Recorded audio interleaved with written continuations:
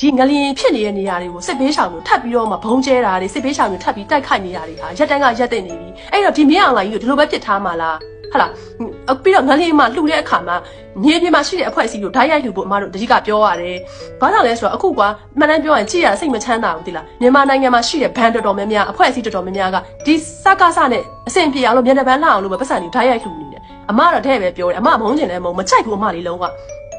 အချက်မရှိတော့ဘူးလားသူတို့တက်ခါတွေမရှိတော့ဘူးလားကိုစားဖို့တောက်ဖို့နဲ့အဆင်ပြေဖို့ပဲလုပ်နေတော့မှာလားဟာခမရဒီလောက်လွယ်တာဗျဒီနိုင်ငံမှာနေပြီးစီးပွားရေးလုပ်ရတာလွယ်တာမဟုတ်ဘူးကျွန်တော်တို့လည်းထမင်းစားနေရမယ်ဟုတ်တယ်ဒါပေမဲ့လူစိတ်အတိလေးရှိအောင်လေဒီနိုင်ငံရေးတိုးတက်ဖို့အတွက်ပေးဆက်ထားတဲ့လူငယ်တွေရဲ့အသက်တွေဒီနိုင်ငံရေးတိုးတက်ဖို့အတွက် CDM တွေလုပ်ပြီးဘဝတွေပြတ်သွားတဲ့လူတွေပြပတွေရပြီးဒုက္ခတွေရောက်နေတဲ့လူတွေအိုးအိမ်မဲ့နေတဲ့လူတွေကိုမတနာရတော့ဘူးလားသူတို့တွေလည်းပေးဆက်ထားတာပဲအဲ့တော့ကိုထမင်းစားရယုံနဲ့မပြီးသွားဘူးဒီ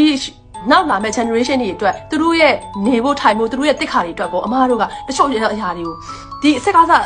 ကိုထောက်ပံ့နေမဲ့အစားအဲ့သိန်းပေါင်း1000 2000တွေကိုလှူဒန်းနေမဲ့အစားတကက်ကိုထိရောက်တဲ့မြေပြင်မှာရှိတဲ့လူတွေကိုသွားလှူလိုက်ပါလားမြေပြင်မှာရှိတဲ့အဖွဲ့အစည်းကိုလှူပေးပါလားအဲ့လိုမျိုးတွေပြောချင်တယ်